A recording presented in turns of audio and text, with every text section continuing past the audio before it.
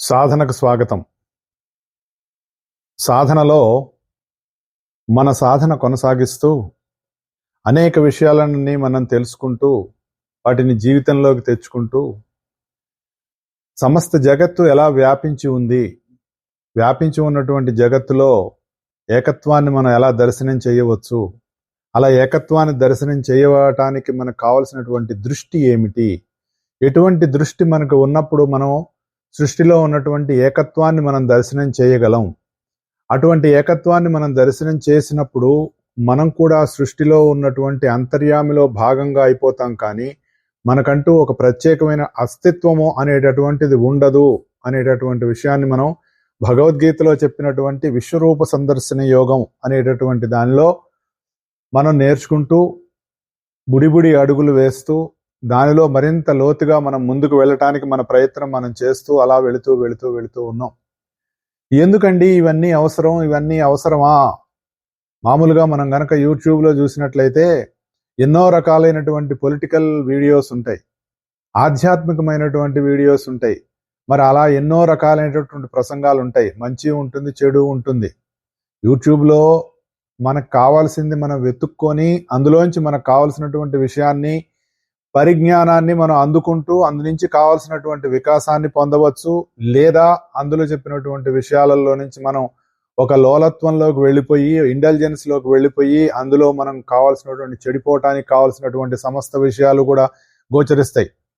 కానీ చెడిపోవాలి అన్నా, బాగుపడాలి అన్నా దానికి కారణం యూట్యూబ్ అవ్వదు, ఫేస్బుక్ అవ్వదు, వాట్సాప్ అవ్వదు, ట్విట్టర్ అవ్వదు. ఇవేవీ కారణం కాదు. సృష్టిలో ఉన్న ఏది కూడా ఒక మనిషి చెడిపోవటానికి కానీ ఒక మనిషి బాగుపడటానికి కానీ కారణము కాదు. మరి ఎవరండి కారణం? మరి ఎందుకండి ఇవన్నీ కూడా వినోదం కోసం ఏర్పడైనప్పుడు వాటిల్లో నుంచి నీకు కావాల్సింది ఏదో అది తీసుకొని అందులో నుంచి నువ్వు వికాసం పొంది అక్కడి నుంచి నిన్ను నువ్వు ఉద్ధరించుకోవటం మాత్రమే ఏ మనిషి అయినా చేయవలసినటువంటి మొట్టమొదటి పని. అవసరం లేనివి ఎన్నో ఉంటాయి. ఎక్కడికో మనం ఒక చోటికి భోజనానికి వెళ్ళాం, అక్కడ ఒక 100 రకాల వంటలు ఉన్నాయనుకోండి, నీకు ఏది పడుతుందో చూసి అది తినాలి, నీకు ఏది పడదో దాన్ని వదిలేయాలి, తినకూడదు. షుగర్ ఉన్నవాడు ఉన్నాడు అనుకోండి, డయాబెటిక్ అయిన వాడు అక్కడికి వెళ్ళి 10 రకాలు 20 రకాలు స్వీట్స్ ఉన్నాయి, ఇక్కడ నేను ఇంతవరకు ఇటువంటి స్వీట్స్ తినలేదు కాబట్టి దొరికిందని స్వీట్ తిన్నాడు అంటే వాడి పరిస్థితి ఎలా ఉంటుంది? చాలా దారుణంగా ఉంటుంది. ఎందుకు?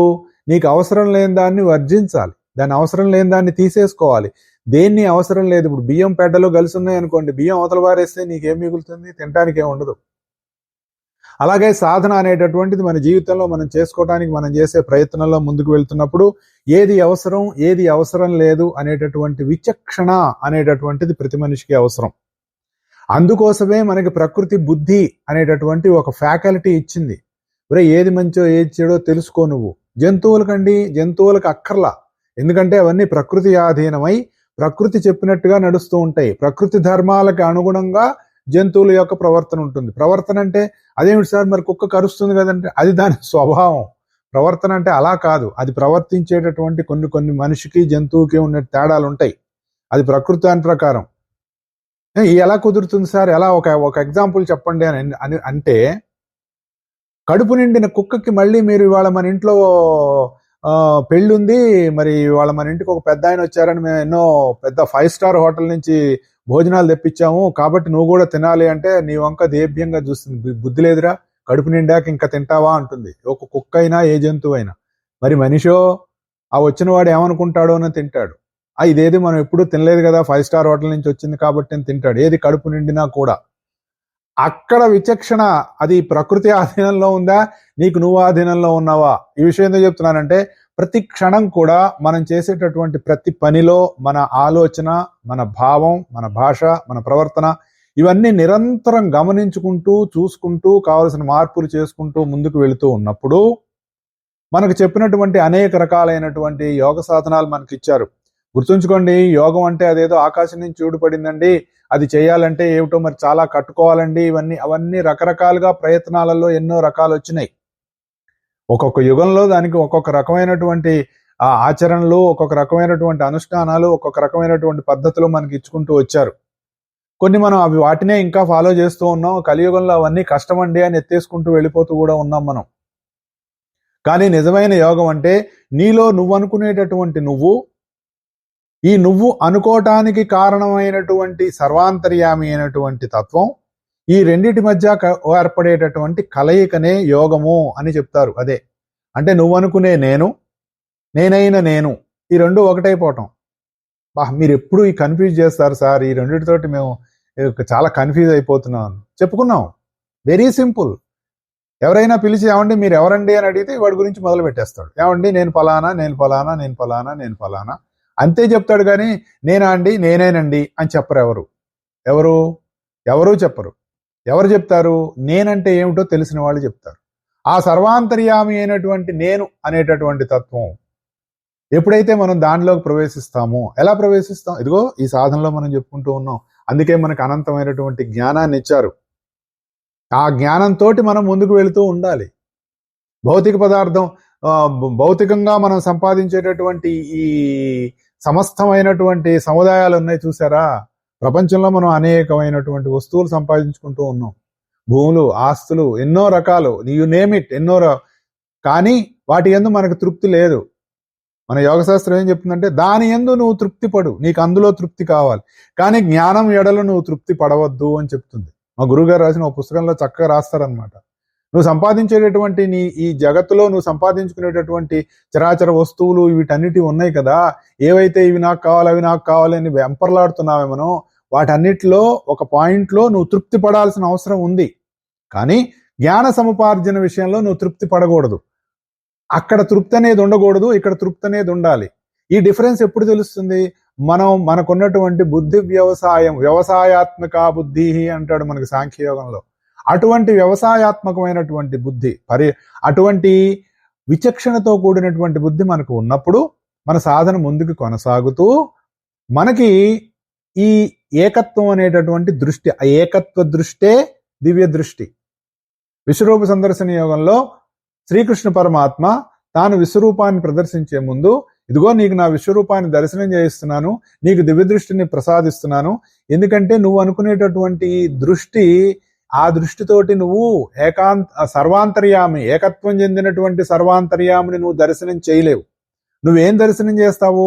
ఆ సర్వాంతర్యామి అయినటువంటి తత్వము ఎలా ముక్కలుగా అయిపోయి ఈ సృష్టిగా ఏర్పడి నువ్వు అనుకునేటటువంటి ఈ సమస్త మనుషులనండి, జంతువులనండి, మరి వృక్షాలనండి, ఖనిజాలనండి, you name it, whatever it is, లోకాలనండి, కంటికి కనిపించనివి కనిపించేవి అన్నీ కూడా ఇలా బహుత్వం అనేటటువంటిది, ఒక డైవర్సిటీ అనేటటువంటిది ఏర్పడింది. ఈ డైవర్సిటీలో మనం చూడవలసినటువంటిది ఆ యూనిటీ అనేటటువంటి దాన్ని మనం దర్శనం చేయాలంటే ఆ దృష్టి మనకి రావాలి. ఆ దృష్టి మనకి రావాలి అంటే దానికోసమే మనం చేసేటటువంటి సమస్త సాధనలు. కొంతమందికి అది త్వరగా వస్తుంది. ఎలా వస్తుంది? అనుగ్రహం అని చెప్తారు దానికి. వాడిని ఎందుకు అనుగ్రహించామంటే నా ఇష్టం అన్నారు అనుకో. నా ఇష్టానికి ఇంకా మీరు ఏం చెప్తారండి? వాడికి వంకాయ కూర ఇష్టం, మీకు వంకాయ కూరకు ఎందుకు ఇష్టం అంటే భలేవారు సార్ నాకు వంకాయ అంటే ఇష్టం అంటాడు. పలాంది ఇష్టం లేదు అంటే ఎందుకంటే దానికి ఇష్టం లేకపోవడానికి 100 కారణాలు చెప్తాడు. అదండి అదండి. ఇష్టం అంటే ఆ ఇష్టం అనేటటువంటిది ఎక్కడుందో అక్కడుంది అసలైన ఆనందం, అది అసలైన తత్వం అక్కడుంది అని చెప్తారు. అలా ఎప్పుడైతే దివ్యదృష్టిని ప్రసాదించి, దివ్యదృష్టి అంటే అంతర్యామిని దర్శించేటటువంటి, ఏకత్వాన్ని దర్శించగలిగేటటువంటి దృష్టి. మామూలుగా అర్జునుడు మనం అనుకునేటటువంటి యోగ సాధనలు చేసి, అంటే ఎట్లా? పతంజలి యోగ సూత్రాల్లో చెప్పినటువంటి మరి యమము, నియమము, ఆసనము, ప్రాణాయామము, ధారణ, సమాధి ఇవన్నీ ఉన్నాయి కదా. మనకి ఒక 8 అంగాలతో కూడినటువంటి పతంజలి యోగం అనేటటువంటిది ఉంది కదా. అటువంటి యోగాన్ని అర్జునుడు చేశాడండి? చేసే ఉంటాడు. చేయకపోతే ఎలా కుదురుతుంది? అప్పట్లో అందరికీ యోగంతో సంబంధం ఉంది. యోగ సాధన అనేటటువంటి ప్రతి ఒక్కళ్ళకి ఉంది. ఎందుకు చెప్తున్నానంటే ధృతరాష్ట్రుడు శరీరం వదిలిపెట్టడం అనేటటువంటి ఒక ఘట్టం మనకి భాగవతంలో వస్తుంది. శరీరం ఎలా వదిలిపెట్టాడు? తన యొక్క ప్రాణం గతుల్ని ఎలా ఆయన నియంత్రించాడు, అక్కడి నుంచి ఎలా ప్రయాణం చేశాడు, ఎలా ప్రయాణం చేసి శరీరాన్ని వదిలిపెట్టాడు అనేటటువంటిది మనకి భాగవతంలో వస్తుంది. ఏమండి, యోగ సాధన చేయనటువంటి వాడికి నిజంగానే ధృతరాష్ట్రుడు మరి ఆయనకు ఉన్నటువంటి రకరకాలు మనం ఎందులో చెప్పుకుంటూ ఉంటాం కదా, మొత్తం మహాభారతానికి ఆయనే కారణం అండి, యుద్ధానికి కారణం అండి, అదండి ఇదండి అన్నీ మనం చెప్పుకుంటాం. మనకి మరి ఆయన సాధన చేయకపోతే శరీరం వదిలేటప్పుడు అటువంటి యోగ సాధనతోటి ఎలా శరీరం వదిలేశాడు అంటే, ఆ రోజుల్లో ప్రతి ఒక్కళ్ళు కూడా యోగ సాధన అనేటటువంటిది చేసేవారు. కానీ వారి వారి స్థాయిల్లో వారు ఉండేవారు. ఎవరి స్థాయిని బట్టి వాళ్ళు ఉండేవారు మామూలుగా. అయితే మరి అర్జునుడికి దివ్య దృష్టి ఉందా? లేదు కదా. ఉంటే మరి మొత్తం విశ్వాన్ని ఏకత్వంతో చెందినటువంటి విశ్వాన్ని దర్శించేవాడు కదా. అర్జునుడు ప్రత్యేకంగా ఎందుకు చూపించేవాడు? అసలు భగవద్గీత చెప్పే అవసరమే వచ్చేది కాదు కదా. యుద్ధం చేయటం నా కర్తవ్యం, ధర్మ పరిరక్షణ కోసం ఇక్కడ యుద్ధం చేయవలసినటువంటి బాధ్యత నా మీద ఉంది, కృష్ణ పద అని మొదలుపెట్టిన వాడు మధ్యలో నా కాళ్ళలోనికి నీ చేతిలోనికి నేను అనడు కదా. వెళ్ళి తన కర్తవ్యాన్ని తాను నిర్వర్తిస్తాడు. అంటే అర్జునుడు ఇంకా ఆ స్థితికి చేరుకోలేదు కాబట్టి, అర్జునుడికి కావలసినటువంటి యోగ స్థితి ఇంకా పూర్తిగా రాలేదు కాబట్టి అర్జునుడికి దివ్య దృష్టిని ప్రసాదించి ఇదిగో నా విశ్వరూపాన్ని చూడు అని చెప్పాడు. ఈ దివ్య దృష్టి లేకపోతే ఏమవుతుంది? అంత భేదం అంటే విడివిడిగా ఉన్నటువంటి జగత్తు కనపడుతుంది. అంటే మనం అనుకునేటటువంటి భూమి, ఆకాశం, పర్వతాలు, నదులు, వృక్షాలు, కార్లు, ఇవే కదా మనకు కనపడేది. ఇళ్ళు, ఈ గోలే మనకి. బ్యాంకు బ్యాలెన్స్లు. విచిత్రం ఏంటంటేనండి, మనం సెల్ ఫోన్లో బ్యాంక్ బ్యాలెన్స్ చూసుకుంటాం. That is not physical. కానీ మనం దానివల్ల ఒక ఆనందం పొందుతున్నాం. అది కూడా ఫిజికల్ కాదు, మెంటలే. అంటే ఇక్కడ ఏది ఫిజికల్ కాదు. మనం అనుకుంటున్నాం అన్ని భౌతికంగా మన చుట్టూ ఉన్నవే అనుకుంటున్నాం. మోస్ట్ ఆఫ్ ద లైఫ్ మనం జీవించే జీవితం మొత్తం కూడా మనం అనుకునేది భౌతికం కాదు. భౌతికం చాలా తక్కువ. త్రిపాదస్య అమృతం దివి అని చెప్తుంది పురుష సూక్తం. ఒరే నాయనా, నీకు 3 వంతులు అసలు అమృతత్వం అనేటటువంటిది ఉందిరా. నువ్వు అనుకునేటటువంటిది 1 వంతేరా, 1/4 అని చెప్తుంది మనకి. మనం ఆ 1/4 మొత్తం అనుకుంటున్నాం. మన జీవితాలు ఇలా ఉండడానికి కారణం ఏంటంటే కనపడేదే సమస్తం అనుకోవటం వల్ల. ఈ కనపడం దానికి 3 వంతులు ఉంది. అందులో ఉంది అసలైనటువంటిది. కాబట్టి ఏమైంది? ఎప్పుడైతే దివ్య దృష్టి లేకపోతే ఈ మొత్తం డైవర్సిటీ కనపడుతుంది. దివ్య దృష్టి ఉంటే ఆ దివ్య దృష్టి వల్ల ఏకత్వం చెందినటువంటి, అందులో ఉన్నటువంటి విశ్వరూపం ధరించినటువంటి ఒకానొక పరతత్వం ఏదైతే ఉందో అది కనపడుతుంది. అప్పుడు ఏమవుతుంది? అర్జునుడికి మొత్తం కూడా ఒక మనిషి శరీరంలో భాగంగానే విశ్వం అంతా కనపడింది. అంతే కదా. ఎప్పుడైతే నువ్వు అంతర్యామిని దర్శించగలిగావో అదే కనపడుతుంది. అంటే భిన్నత్వము, ఏకత్వము ఒకే సమయంలో కనపడింది. విస్మయావిష్టో హృష్టరోమా ధనుంజయ ప్రణమ్య శిరసాదేవం కృతాంజలి రభాషత అని చెప్పాడు. ఎవరు? సంజయుడు. దండం పెట్టేశాడు, ఆశ్చర్యపోయాడు. అంతే కదండి. ఇప్పుడు మనం ఎక్కడో వెళ్ళాం, ఒక చోటుకి వెళ్ళాం. మనం వెళ్ళేటప్పటికీ అది ఇంతవరకు మనం ఎప్పుడూ చూడలే. అత్యంత అద్భుతమైనటువంటి దృశ్యం. అది ఎప్పుడూ తెలియలా. మనకి తెలియకుండానే మనకి ఒక ఎమోషన్లో కళమ నీళ్ళు వస్తే, ఆహా ఎంత బాగుంది అనే ఒక ఇది వస్తుంది. మరి ఒళ్ళు గగురు పొడుస్తుంది, జరుగుతుంది కదా. మరి అలాంటిది ఒక్కసారే ఒక విశ్వం మొత్తం ఏకత్వం చెందినటువంటి విశ్వం అంతా ఒక్క చోట కనపడింది అనేటప్పటికే అది కూడా యూనిటీ అండ్ డైవర్సిటీ విడిపోయి కనపడుతోంది, ఏకత్వం చెంది కనపడుతోంది. అసలు అది మనం ఊహించలేము. అది చూస్తే తప్ప. అది ఎలా అండి అని మనం అడగచ్చు. ఎందుకంటే మన ఎగ్జాంపుల్స్ చెప్పుకుంటేనే మనకు అర్థం అవుతుంది. మన ఇంట్లో ఒక స్వీట్ తయారు చేశారు, లేదా బయట షాప్లో, ఇంట్లో ఎక్కడైనా అనుకోండి ఒక స్వీట్ ఉంది. ఆ స్వీట్ పక్కన ఒక పుస్తకం ఉంది. దాని పక్కన ఒక సీడీయో, ఇప్పుడు సీడీలు కాదు కదండి, అంతా మనకు పెన్ డ్రైవ్లు వస్తున్నాయి కదా, దేంట్లో ఒక వీడియో ఉంది. ఆ బుక్లో ఉన్న విషయం ఏంటంటే ఈ స్వీటు, దానికి సంబంధించినటువంటి సమస్త అంటే దాని కెమికల్ కాంపౌండ్స్ మొత్తం ఉన్నాయి స్వీట్ గురించి, దాని రుచి ఎలా ఉంటుంది అన్నీ రాసి పెట్టారు. అలాగే దాని పక్కన సీడీ ఉంది. ఆ స్వీట్ ఎలా తయారు చేస్తారు, దానిలో ఉన్న ఇంగ్రీడియంట్స్ బ్లా బ్లా బ్లా ఎక్సెట్రా ఎక్సెట్రా అన్నీ రాసి అక్కడ పెట్టారు. మీరు ఆ పుస్తకం చదివారు, అలాగే ఆ సీడీ చూశారు. మీకు ఆ స్వీటు యొక్క రుచి అనుభూతి కలిగిందా? కలగలేదు కదా. ఇవేవి చదవాలా, పుస్తకం చదవాలా, సీడీ చూడాల, కానీ మీరు ఆ స్వీట్ తిన్నారు. తిన్నప్పుడు ఏమవుతుంది? మీకు ఆ అనుభూతి వస్తుంది. ఇప్పుడు అర్జునుడికి అలాంటిదే ఏర్పడింది. ఒక్కసారి అలా చూసేటప్పటికి ఏమైంది? రోమాంచితం అయిపోయింది, ఒళ్ళు గగురు పొడిచింది, ఓహో అని అనిపించింది అనమాట. అట్లాగే మనకి నీ గురించి ఎంత తెలిసినా, ఇప్పటి వరకు ఎన్ని విషయాలు చెప్పినా కూడా అర్జునుడికి ఎప్పుడైతే ఒక్కసారిగా ఆ దర్శనం అనేటటువంటిది కలిగిందో, ఆ అనుభూతి అనేటటువంటిది కలిగిందో, అంతకుముందు ఏది చూసినా ఏది చెందినా అవన్నీ అవసరం లేదు. అక్కడ ఏకత్వం చెందినటువంటి సృష్టి ఒక్కసారిగా తనలో కలిగేటప్పటికే ఆయన యొక్క గగుర్పాటు చెంది ఆశ్చర్యపడి శిరస్సు వంచి నమస్కారం చేశాడు. ఎవరికి చేశాడు? నమస్కరించడం అంటే సకల చరాచర జగత్తులో ఉన్నటువంటి ఒకానొక అంతర్యామికి నమస్కారం చేశాడు. అలా ఎలా కనపడుతుందండి అని మనకు అనొచ్చు, అంతే కదా. మనం ఉన్న ప్రస్తుత పరిస్థితుల్లో పెద్ద పెద్ద పుస్తకాలు చదువుకుంటే మనకి ఆ భాష ఏదో రాశారండి అనిపిస్తుంది. దాన్ని మన లెవెల్కి దింపేసుకోవాలి. అంటే అత్యద్భుతమైనటువంటి విషయాన్ని మన లెవెల్కి దింపేసుకుంటే మనకు అర్థం అవుతుంది. అంటే teacher MA PhD, student LKG. నేను ఎంఏ పిహెచ్డి వాడికి పాఠం చెప్పినట్టు ఎల్కేజీ వాడికి చెప్తానంటే ఎట్లా కుదురుతుంది? కిందకి రావాలి కదా. అలాగే మనం కూడా అటువంటి విషయాన్ని తెచ్చుకోవాలి. మనం మల్లీశ్వర్ సినిమా చూశారు కదండి, మొట్టమొదటి ఫస్ట్లో ఒక పాట వస్తుంది. ఆ బ్యాంకులో వాడు వస్తాడు, ఆ అమ్మాయి వస్తుంది, రాగానే ఆ అమ్మాయిని చూసి పాటలోకి వెళ్ళిపోతాడు వెంకటేష్. అదే పాట నాకు గుర్తులేదు. వెళ్ళినప్పుడు చివరి లాస్ట్ సీన్లో ఒకటి వస్తుంది, అందరూ వెంకటేష్లే ఉంటారు అక్కడ, ఒక్క హీరోయిన్ తప్ప. మరి హీరోయిన్ కూడా వెంకటేష్గా ఉంటే బాగోదు కదా. అందరూ వెంకటేష్లే, చూసేవాడు వెంకటేషే, అందరూ వెంకటేష్లే అనే కనపడడం అనేటటువంటిది ఒకటి ఉంటుంది, ఒక కాన్సెప్ట్. అది చాలా మంచి కాన్సెప్ట్. ఇప్పుడు దాన్ని మనం ఇక్కడ చూసినట్లయితే అర్జునులో ఉన్నటువంటి నేను సమస్త జగత్తులో ఉన్నటువంటి నేనును దర్శనం చేస్తోంది.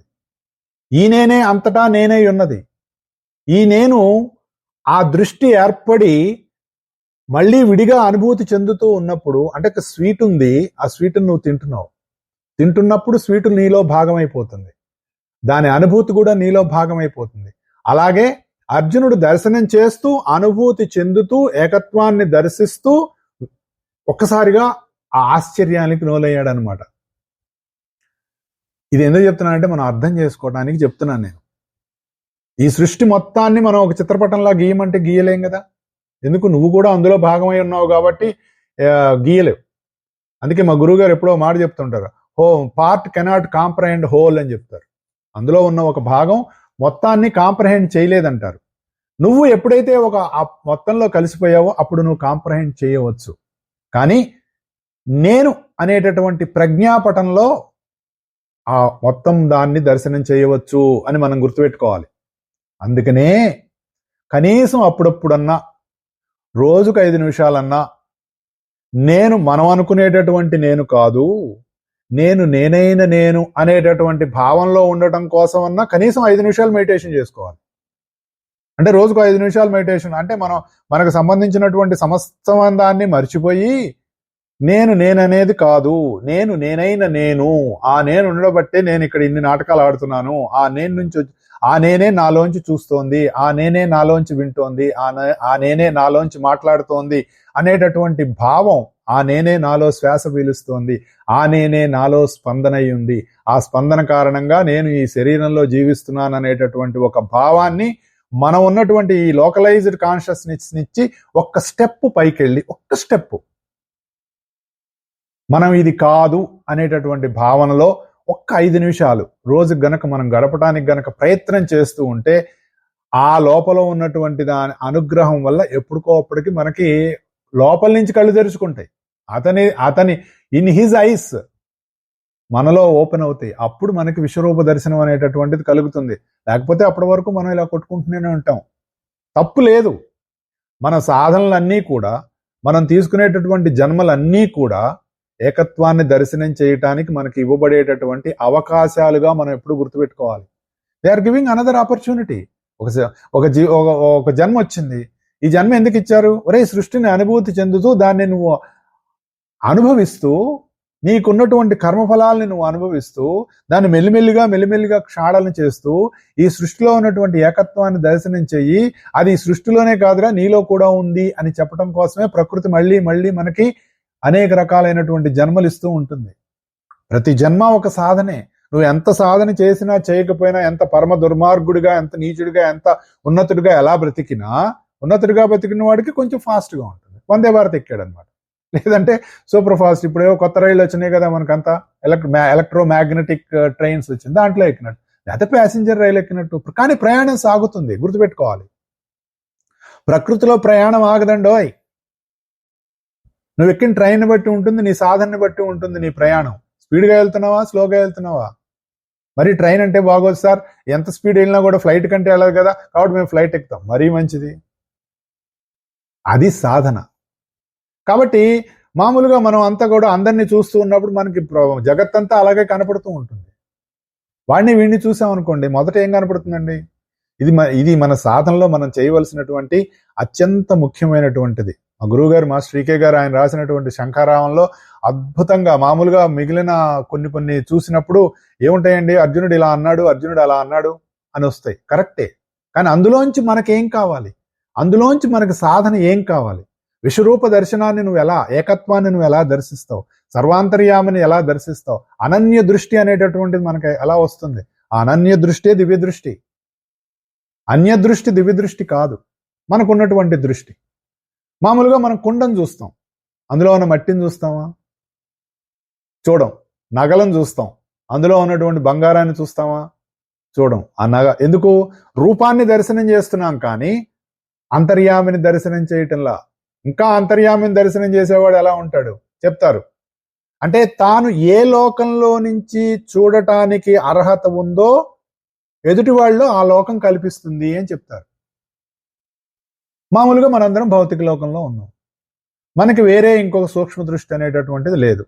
లేనప్పుడు ఏం చేస్తాం? వాడు ఇలా అండి, వాడు ఇలా అండి, వాడి మొహం ఏంటండి అలా ఉంది, వాడు జుట్టు పెంచుకున్నాడండి, వాడు కాలు కుంటుతున్నాడండి, వాడు వేసుకున్న చొక్కా ఇదే కదా మనకి ఎంతసేపు ఇదే గోల కదా. ఫేస్బుక్ చూసినా, ఇన్స్టాగ్రామ్ చూసినా, ఇంకోటి చూసినా ఎవడికి నచ్చింది వాడు చూస్తాడు, అంతేగా. మా గురుగారినే తలుచుకోవాలండి, ఇంకొకటి లేదు. మా శ్రీకే గారు పాదపద్మంలోకి నమస్కారం. ఎందుకు చెప్తున్నానంటే, ఓ కళ్యాణ మండపంలో పెళ్లి అవుతోందిట. పెళ్లికి ఒక ఎలక్ట్రీషియన్ వెళ్ళాట. వెళితే ఇక్కడ లైట్లు ఎలా పెట్టారు, స్విచ్లు ఎలా పెట్టారు, ఈ లైట్లు బాగా పెట్టారే, ఎలక్ట్రీషియన్ ఇక్కడ ఇలా పెట్టకుండా అలా పెడితే బాగుండేది, అలా చూస్తాట. ఎందుకంటే హీఈస్ అన్ ఎలక్ట్రీషియన్.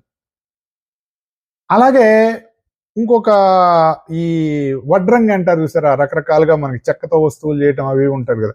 ఈ టేబుల్ సరిగ్గా చేయలేదు, ఇది ఇలా చేస్తే బాగుండేది, ఆ పైన ఆ డిజైన్ అలా పెట్టలేదు, ఇలా పెట్టాడు.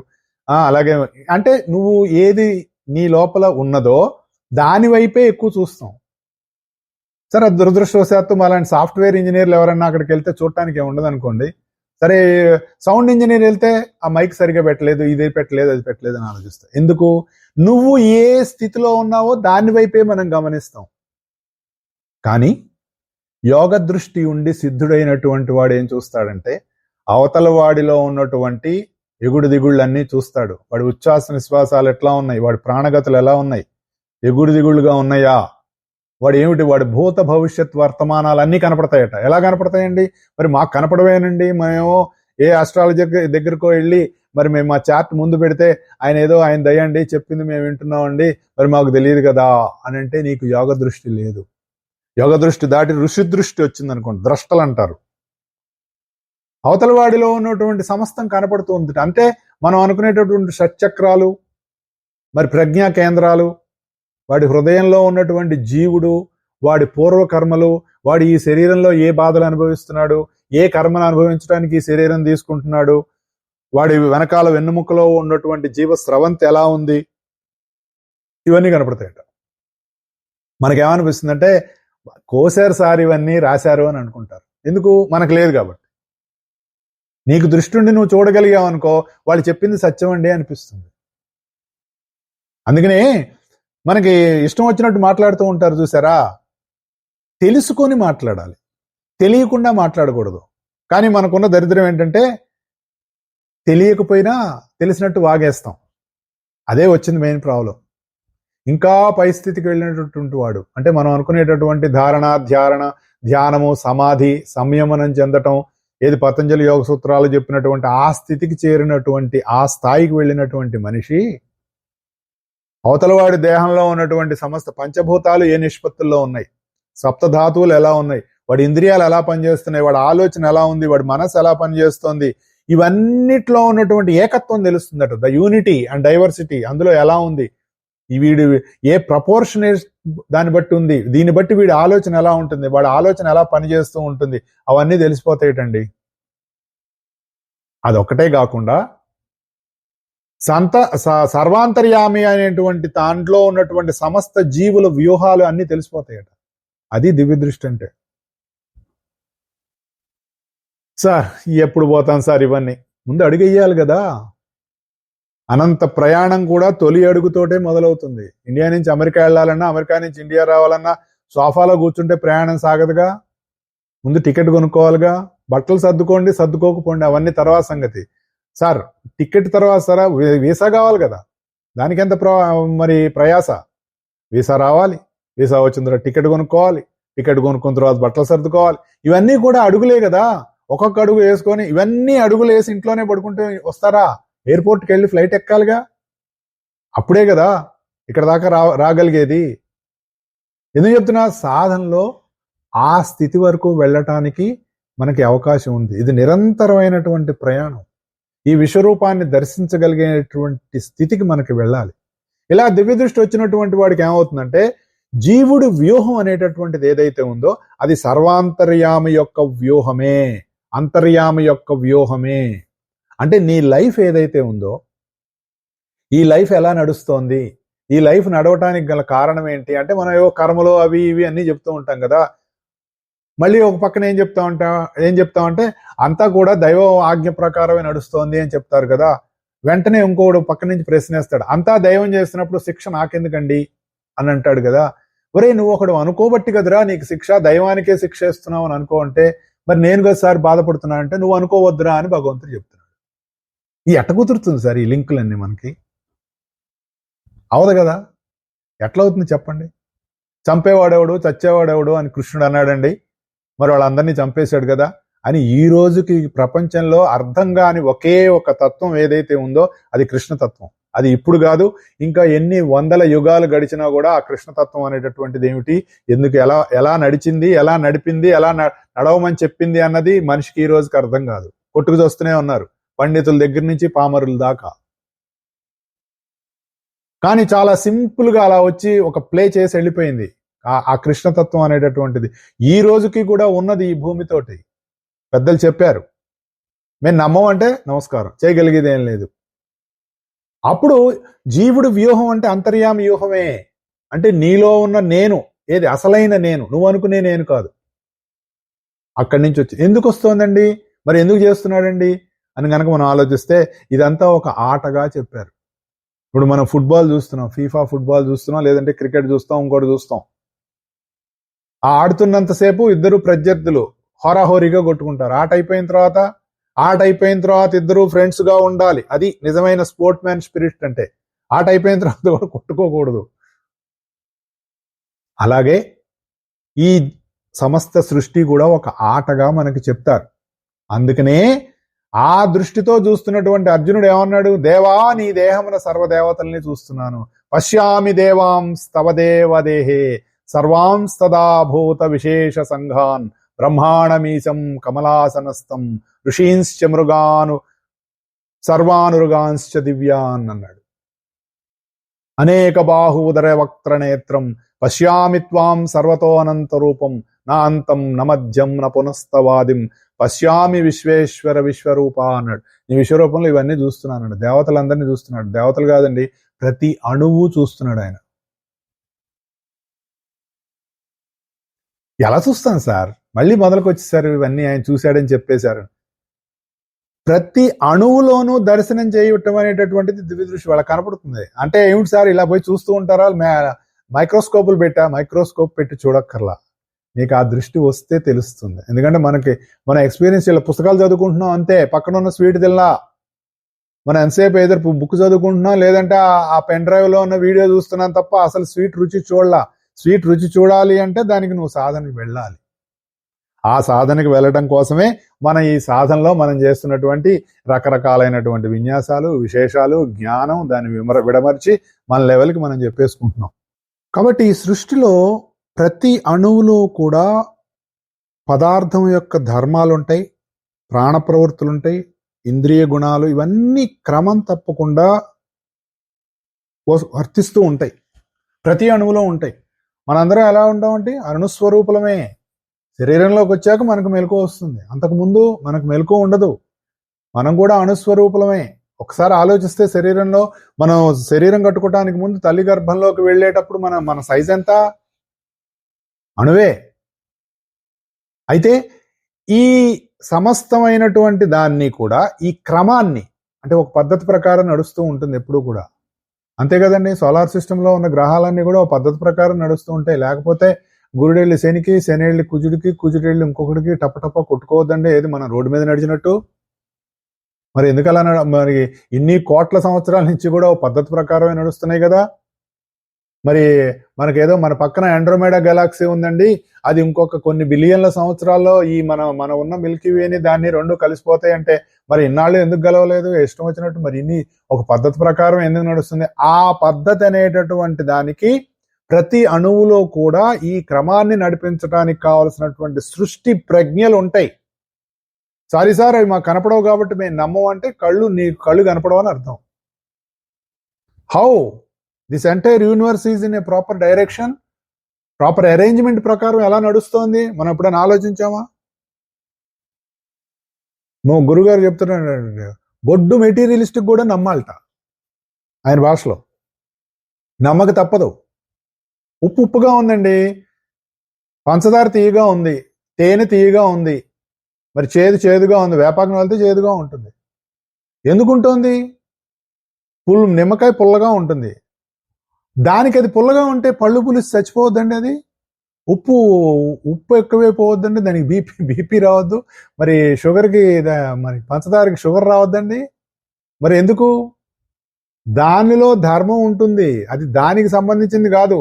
ఎప్పుడైతే నువ్వు దానిని స్వీకరించావో దానికి నీకు మధ్య ఈ గుణ ప్రవర్తనలో ఒక రియాక్షన్, కెమికల్ రియాక్షన్ జరిగినప్పుడు దాని గుణాన్ని నువ్వు అనుభవిస్తున్నావు, దానికి అది అనుభవించదు.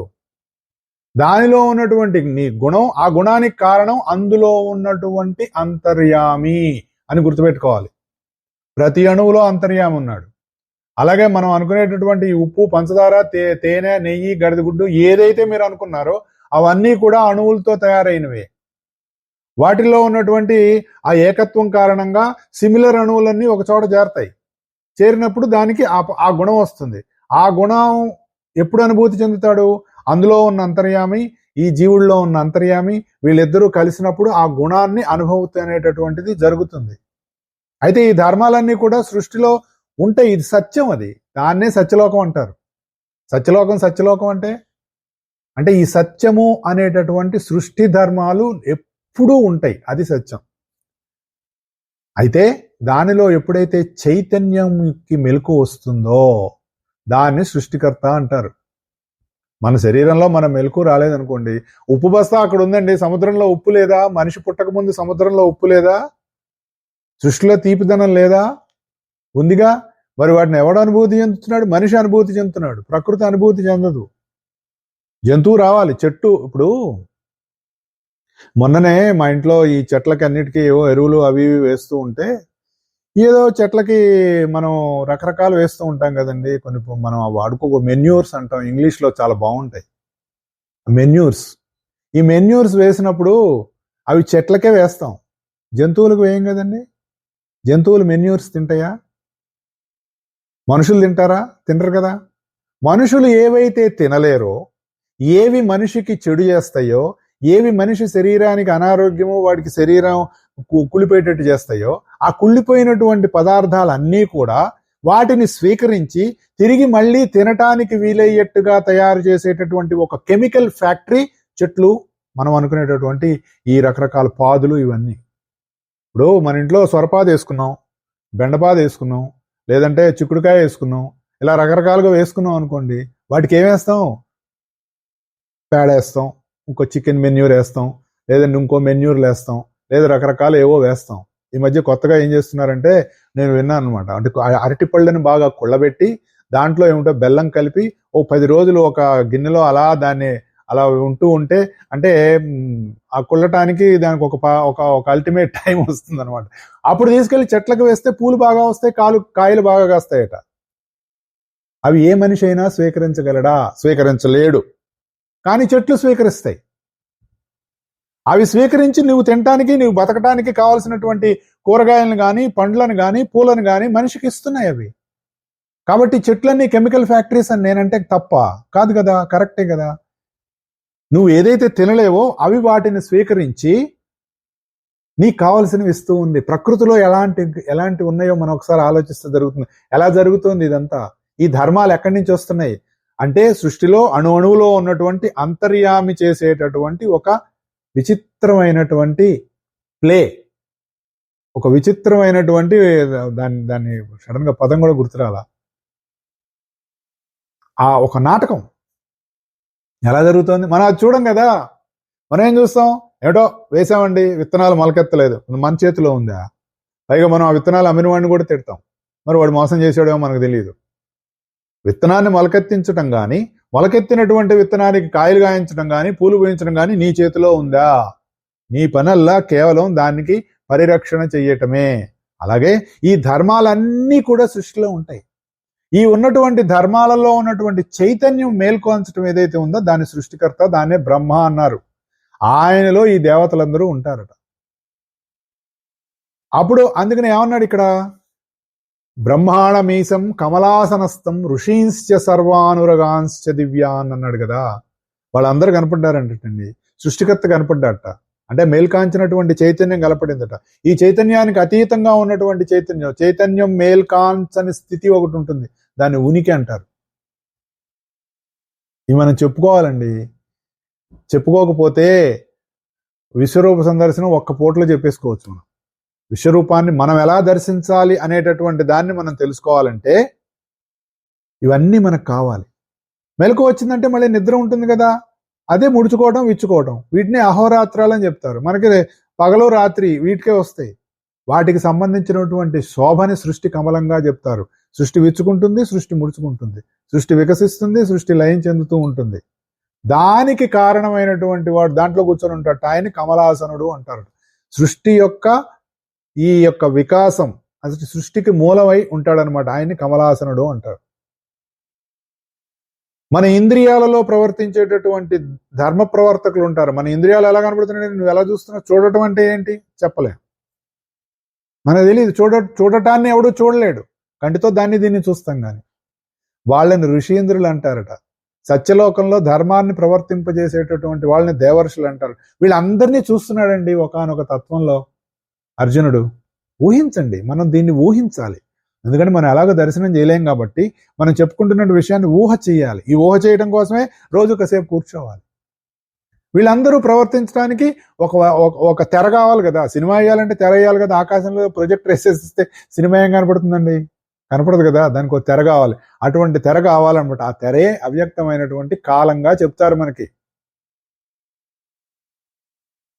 ఇదంతా ఏకకాలంలో దర్శనం చేస్తున్నాడు. కిరీటనం గదినం చక్రిణంచ తేజోరాశిం సర్వతో దీప్తిమంతం పశ్యామిత్వాం దుర్నిరీక్ష్యం సమంతా దీప్తా నల్కారద్యుతి ప్రమేయం అని చెప్తున్నాడు. కిరీటము గదా చక్రము అన్ని ఒక విచిత్రమైనటువంటి తేజస్సుతో కూడినటువంటి ఆ విశ్వరూపాన్ని దర్శనం చేస్తున్నటువంటి అర్జునుడు చెప్తున్నాడు. అది మండుతున్న అగ్ని వలె ఉందిట, సూర్యుడి వలె ఉందిట, నేను చూడటం చాలా కష్టంగా ఉంది. అంతే కదా, అంతే కదండి. సూర్యుని చూస్తామా, చూస్తే ఏమవుతుంది, సూర్యగ్రహణం వస్తుందండి, సూర్యుని చూడొద్దండి, కళ్ళు పోతాయండి. ఎందుకు పోతాయి కదండి, నీవు సూర్యుడిని చూసేటటువంటి శక్తి నీ కళ్ళకి లేదు కాబట్టి కళ్ళు పోతాయి. కానీ కళ్ళు మూసుకొని సూర్యుని దర్శనం చేస్తారట కొంతమంది. ఎవరు, దివ్య దర్శనం ఉన్నటువంటి వాళ్ళు. అక్కడికి వెళ్ళి సూర్యుడిలో ఉన్న వాళ్ళు ఎవరినో కూడా దర్శనం చేయగలిగేటటువంటి స్థితి వస్తుంది. కిరీటము గదలు చక్రము ఎవరికి ఉన్నాయండి? ఇప్పుడు మీరు ఒక కిరీటం పెట్టుకున్నారు, పోనీ నేను కిరీటం ఎందుకు, ఏదో అనుకుందాం, మనం బట్టలు వేసుకున్నాం, అవి మన బట్టలు వేసుకున్నాం అనుకోండి, మన శరీరంలో భాగంగానే ఉంటాయి కదా. మనకి వేసుకున్నంతసేపు ఎక్కడికో బజార్కి వెళ్తున్నాం, బట్టలు వేసుకున్నాం, మంచి బ్రహ్మాండంగా రెడీ అయ్యాం, సెంటు పూసాం, పౌడర్ రాసుకున్నాం, తలకాయ దూకున్నాం, బజార్కి వెళ్తున్నాం. వీటన్నిటితో బజార్కి వెళ్తున్నాం అని అంటామా? అనంగా నేను బజార్కి వెళ్తున్నాను అంటాం. మాస్టర్ గారు ఒక మంచి ఎగ్జాంపుల్ ఇచ్చారు. గ్లాసులో నీళ్లు ఉన్నంతసేపు గ్లాసు వేరుగా ఉంటుందిరా, నువ్వు తాగేసాక నీలో భాగం అయిపోయిన తర్వాత దానికి ప్రత్యేకత లేదు. ఇవన్నీ కూడా ఇలా ధరించిన వాడి రూపాలు. సార్ మనందరికి కిరీటం ఎట్లా వస్తుంది సార్? జీవుడి యొక్క తల పుర్రె కిరీటంట. మాస్టర్ గారు, మా శ్రీకే గారు ఇచ్చినటువంటి అద్భుతమైనటువంటి వివరణ. జీవుడు కిరీటంగా ధరించటానికే తలకి పుర్రె ఏర్పడినది అని చెప్పారు. గద ధరించుటకే తలతో కూడిన వెన్నుముక ఏర్పడినది అని చెప్పారు. చక్రము ధరించుటకే జనన మరణాత్మకమైనటువంటి తరతరముల జీవ చరిత్రల చక్రం ఏర్పడినది అని చెప్పారు. వీటన్నిటినీ ధరించినటువంటి అంతర్యామి తేజోరాశి అని చెప్పారు. ఇది ఇలా చెప్పుకుంటూ ఉంటే దీని గురించి మనం ఎక్కువ మాట్లాడుకోవచ్చు. అనగా ప్రజ్ఞాఘన స్వరూపుడట ఆయన. ఎవరు? అంతర్యామి. ఇది కంటికి కనపడేటటువంటి తేజస్సు కాదు, ప్రజ్ఞకు సంబంధించినటువంటిది. అంటే నీ ప్రజ్ఞలో ఊర్ధ్వం చెందాలి, పైకి వెళ్ళాలి. అంటే మనం అనుకునేటటువంటి భౌతిక ప్రపంచం నుంచి, పదార్థమైనటువంటి ప్రపంచం నుంచి పరమార్థమైనటువంటి తత్వంలోకి నీ ప్రజ్ఞ ఎదగాలి. అందుకనే మనకి చెప్పేటటువంటి మరి మూలాధారం నుంచి సహస్రారం వరకు ఉన్నటువంటి ప్రజ్ఞా కేంద్రాలు, ఆ ప్రజ్ఞా కేంద్రాల్లో ఎక్కడ మూలాధారంలో ఉంటే ఎలా ఉంటుంది, స్వాధిష్టానంలో ఎలా ఉంటుంది, మణిపూరంలో ఎలా ఉంటుంది అని చెప్పినప్పుడు ఈ మూడింటిని క్రింది లోకాలుగా చెప్తూ ఆ పైనటువంటి అనాహతాన్ని, మరి విశుద్ధిని, ఆజ్ఞాచక్రాన్ని మరి ఊర్ధ్వమైనటువంటి లోకాలుగా చెప్తూ ఇక ఆ పైనటువంటి సహస్రారం చేరిన వాడు పూర్తి ఏకత్వాన్ని దర్శనం చేయగలిగినటువంటి ఒకానొక స్థితిలోకి వెళ్ళిపోతాడు అనమాట. సర్వాంతర్యామి తత్వంలోకి వెళ్ళిపోతాడు. ఈ దివ్య దృష్టి అనేటటువంటిది ఒక సమత్వంతో కూడి ఉంటుంది. అంటే చూచువాడు, చూడబడేవాడు, చూచుట అన్నీ కలిసిపోతాయి. అది ఏకత్వం. అది అగ్ని లాంటి కాంతి, దానికి కొలతలు ఏమీ ఉండవు అని చెప్తున్నారనమాట. అగ్ని అంటే నిప్పు కాదండోయ్, కారణం. నిప్పు అనేటటువంటిది కార్యము అని చెప్తారు. ఇవన్నీ మనం ఎందుకు చెప్పుకుంటున్నాం అంటే ఆ దృష్టి మనకు రావాలి, ఆ సాధన, ఆ భావం. ఇది మనం విన్న తర్వాత ఏదైనా ఒక సమయంలో 10 నిమిషాలు, మనం 5 నిమిషాలు కళ్ళు మూసుకొని కూర్చున్నప్పుడు ఈ భావంతో కనుక మనం ఒక్కసారి ధ్యానం చేస్తూ, ధ్యానం అంటే రకరకాల అర్థాలు ఉన్నాయి, అవన్నీ పక్కన పెట్టేసేయండి, ఆలోచన చేద్దాం ముందు.